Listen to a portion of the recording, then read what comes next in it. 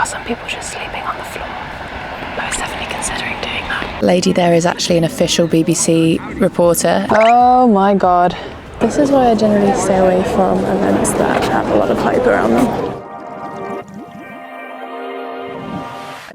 嗨，大家好，我是戴淑萱，我来自英国，欢迎回到我的频道。你听说过 Wimbledon 吗 ？Wimbledon 是世界上最大的网球比赛。那我有一次有去过，好久以前。但是今天我跟我的朋友们在讨论奥运，然后我们也有提出 Wimbledon 这个主题。然后我在想，Wimbledon 是什么时候开始的？我们可不可以去？我突然发现，当时明天他在伦敦，然后他明天开始。我在想，我可不可以买票？冲动的买票可以吗？不可以。但是你如果想要当天拿到票的话，你只需要在外面 camping. So if you camp overnight, you might be able to get a ticket to see Wimbledon. Today is the first day of Wimbledon, so I've spontaneously rushed to Decathlon, bought a £30 tent, and now I'm on the train going to Clapham Junction. I then need to get a bus, and I'll arrive at Wimbledon Park at around 11 p.m. So it's going to be pretty dark. Hopefully I can set up my tent in the dark somehow with like a torch, and then I'm going to see if I can get a ticket to see the first day of Wimbledon, and the tickets will come out at about 9:30 a.m. So how it works, it's one of the few events in the world that still allows you to queue up overnight to get tickets, and the camping is a very sort of regulated thing. So you join the queue, there's an app that you need to download,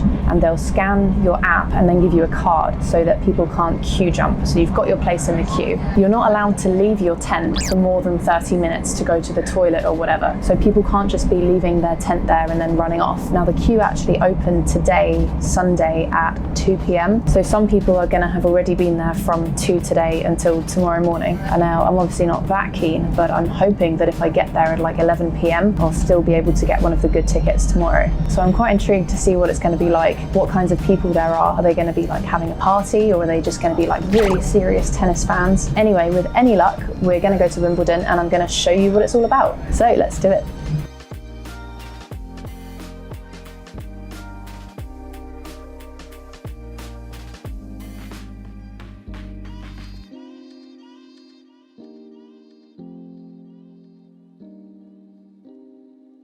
So here's the centre court. There it is, court number 1. But they're not letting me in. They're not letting me in. They say maybe it's over here, but they don't seem to know. So I just want to put my tent down. Yeah, he seemed baffled. He was like, what, camping? It's like, yeah, to join the queue. And he pointed me over here. There's literally not even an entrance here. I ask someone. Hey, excuse me, do you know where we can get into camp? Gate 10. Gate 10. Which direction is that? Straight up there. Thanks. Cheers. So apparently gate 10 is this way. Let's see. This looks like a good sign. The queue. Yes. Yes, I'm not going to lie, this is pretty surreal, as I only decided I was going to do this like today, but hopefully it's good, hopefully it's worth it. As you may or may not know, I kind of live for the adventure, so it's kind of perfect, but it is also quite late, so I'm like, oh, can I just be there now? Haven't lost anything so far, so that's a plus. I've like got a lot of gear. I've got like a backup camera and obviously like phone. I just stuffed loads of random food and stuff in my bag. So Wimbledon, here I come. Well, the good thing is there's a lot of light pollution, so I can probably still see well enough to put up my tent. I'm probably not going to be able to talk shortly because there's a rule about no noise after 10 p.m. You probably won't be able to see me put up my tent, but it's going to be an interesting situation seeing as I've never put up this tent before in my life. Oh look, yeah, there's loads of tents through there. There's quite a lot of marshals walking around. So cool, you can bring your bike if you want. So there's loads of tents there, it's so quiet. There are some people just sleeping on the floor. I was definitely considering doing that because I can't be bothered to put the tent up. Now to figure out this tent, I have no idea. I mean, I have set up tents before, but I'm half tempted to just sleep in a sleeping bag because it's actually quite a nice temperature at the moment. I'm just quite excited. Phase 1 complete. Right, so I'm all ready for bed. Here's my queue number. I hope that doesn't mean 1,000 because that would definitely mean that I don't have one of the centre court tickets. But we'll see. It's currently 1 a.m, so I will speak to you in 4 hours to see if this was a complete waste of time or not.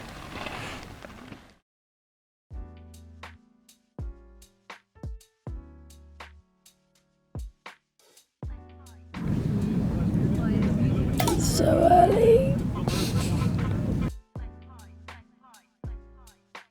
Lady there is actually an official BBC reporter and she's interviewing that guy on her phone. Don't know if you can hear her. Her voice definitely sounds like BBC presenter. I wonder what channel she's presenting for. So it's 5 a.m. and we're being told to put away our tents now. Looks like around 20 people arrived after me with tents, and then after that people just didn't bother with the tent and they just lay on picnic mats. So there's a few people just kind of lying there, and then after that it's all just people standing. There's got to be at least 1,000, 2,000 people here. There's only 500 tickets for the centre courts, so hopefully I can get one of those if I was early enough. Otherwise it will probably be tickets to see the rest of the other courts. I am glad that I put up my tent because it got freezing at about 3 a.m. I was so cold.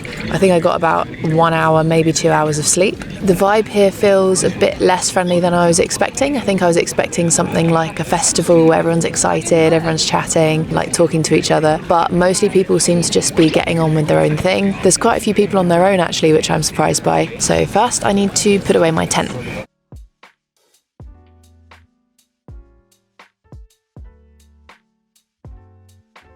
We're all here, we're having a marvellous time, and as you can see, it is busy, and the people behind me on this side are the ones who slept overnight. They're the clever ones who are likely to get... So I didn't film that very well, but it was BBC reporter's husband came over and was talking to me, and then I went over and was talking to her. She's on the BBC like every day, but I didn't catch her on camera because she seemed a bit serious and I felt a bit awkward asking. But they seem really nice. I gave them some of my pancakes. Yeah, I need to get better at asking people for interviews because I always feel like I'm bothering people or like it's just a bit awkward. Oh my god. I hope the queue goes down quickly. So I queued for about an hour in that queue, and then I think the luggage tent got full, and so they told us to come back to our camping spot and there should be another place to put our bags. So I'm just going to sit here and have something to eat in the meantime. So the people in the queue had like ticket number 700 and something and 74, and the guy who got number 74 arrived at 8:30 in the morning yesterday, way before the queue even opened. And then interestingly, the people who got 700 arrived at about 2:30 yesterday when the queue had just opened. So me arriving at like middle of the night seemed to make not that much difference. So if you're going to come, seems to make sense to come before the queue opens and just make a whole day out of the camping thing, because then you'll definitely get centre courts. But yeah, if you arrive any time after the queue opens, then you're just not going to get centre courts.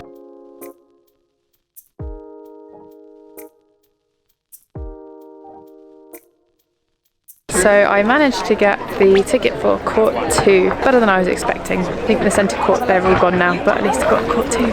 Almost there. You needed the wristband. Okay, it's almost 10 o'clock, meaning I've been in the queue for about 5 hours. I think the queue is part of the attraction, to be honest. Kind of like a quintessential British thing, so it's the thing you've got to do. I've been reading my book, so that's been keeping me busy, and lots of people have been talking to me. Yeah, people have been really friendly. I guess it's a good chance to have a natter about this and that. That means to have a chat about whatever. But yeah, hopefully I'll be in soon because this is a lot of standing. But at least I have managed to dump my oversized bag so I don't have to carry that on my back anymore. Are you queuing long? About 5 hours. Well, I got here at like midnight. Okay, that's good stint. Actually, cut the end of your wristband and then we're all done. Cheers. There we go. Thanks a lot. Thank you, enjoy the day. And we're in. Right, first things first, I'm gonna have to sit down and have a drink and maybe have a nap. Quite gutted that I'm not getting to see Emma Raducanu today, but there are a few others that I have heard of, so yeah, really looking forward to it. We had a little list of who was playing there, but I didn't take that list with me. It looked like there were 4 matches happening today. Woo! Finally. Thank you, enjoy. Thank you.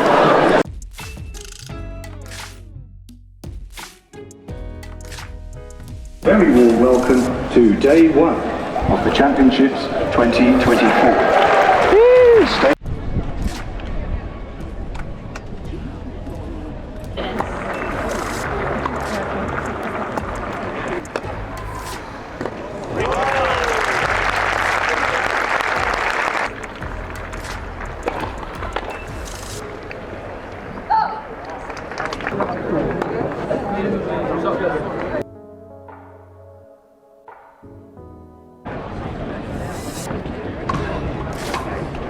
So it's all a bit of a whirlwind, people rushing between the courts, and I left early from the last match so that I could skip the lunch queue, and I got a mac and cheese. But it was Dimitrov absolutely thrashing Lajovic. It's quite a funny culture, isn't it? How they have the ball boys and ball girls, and they're always sort of, you know, teenage age, and they just rush quickly like mice, grab the balls, and then suddenly stand silently as if nothing's happened, like standing to attention. It's almost like the energy is saying, yes master, here's the ball master, do you want the ball master? Okay master. That's kind of interesting. The linesmen at the back, they also stand to attention exactly at the same moment, and of course if the ball goes out, they'll scream out, barking like a dog. I noticed that maybe one of the linesmen wasn't quite paying attention because a ball definitely went out, I saw it, but nothing was said.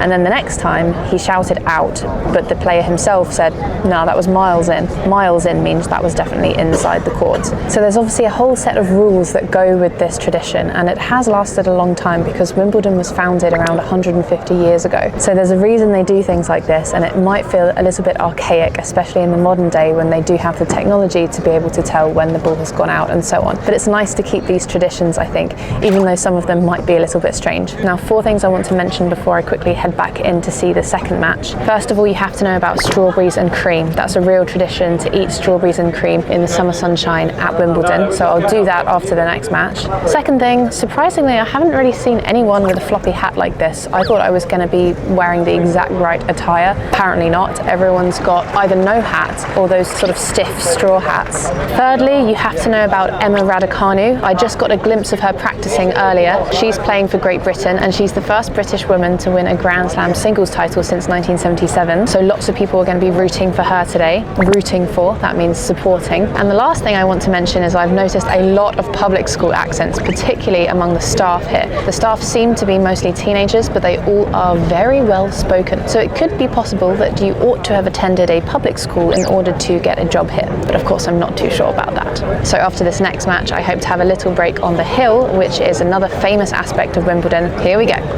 So in this match, we're watching Charlie Broom versus Wawrinka. Broom is for the UK, so we've been cheering him, but he has just lost the first set.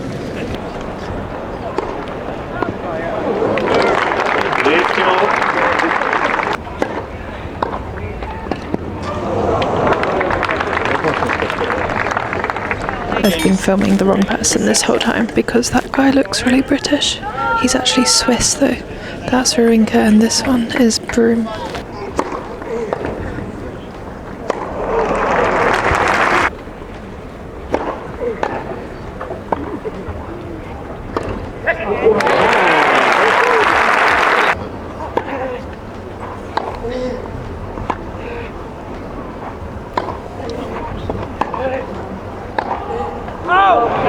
Go on, Charlie!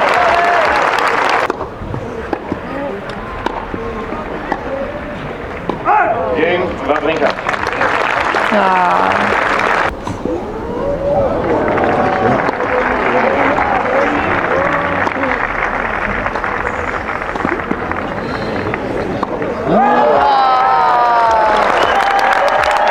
Good effort though. Feels a bit overhyped, but I said I'd do it, so here we go. Starts over here. Jeez. That is a long queue just for some strawberries and cream. Okay, I don't know if I can handle that. I mean, I can just get them in Tesco for not a lot. Yeah, let's not do that today. I'm going to head to the centre court to watch Raducanu from the hill as she's going to be playing in about 5-10 minutes, I think. See if we can get space. Oh dear God, that's a lot of people going to a hill. This is why I generally stay away from events that have a lot of hype around them. So this is the famous hill. I'm not sure if you've heard of it, but it's literally just a hill where people sit to watch the centre court if they haven't got tickets to go inside. It's quite packed. Maybe I can find a little patch of grass. Try and get a bit closer though. This seems to be a decent little spot. I can see the TV quite well. And here's everyone. I'm not too sure about the whole watching TV from the hill while being actually at Wimbledon, because I guess you can kind of do that at home. So anyway, I got a bit uncomfortable, so I left there, and then there was a crowd of tourists waiting outside the dressing room, and it looked really exciting, something was going to happen. So we were all filming, got our phones out, and then like some players walked out, but clearly no one knew who they were, so it was just like an awkward silence. And then I think we realised that nothing was going to happen, so that was kind of funny. I'm getting a little bit done with the crowds now, so I might start heading home. I'm just going to go back to the strawberries and cream and see if they do have a less of a queue now, see if I can get some of those before I leave. But yeah, I feel like I might be coming to the end of my day here. Literally same queue as before. Nuh-uh, not a chance. Nope. Okay, I'm just going to go home and have strawberries and cream now. Okay, looks like I'm not the only one leaving at this time. That makes me feel less bad. I felt like I had to stay till like 9 or something, but I was really flagging. So, back to the luggage. So, a kind of summary of the day. It has been very interesting. I don't know if I mentioned, but I have actually been to Wimbledon before, like something like 10 years ago. It's definitely got busier since then. It feels more like a tourist trap now, but I did enjoy watching some tennis. I'm not a massive sports watcher, but there were some exciting moments. I think mostly I'll stick to playing tennis, to be honest. I have heard that racket sports players live longer than regular people, so that's a good reason for all of you to play tennis instead of going to watch it, and especially instead of watching it on TV. I've been playing more tennis recently, and I think that's partly what inspired my visit today. So yeah, that's it for today's episode. 谢谢收看，我是戴淑萱，我们下次再见。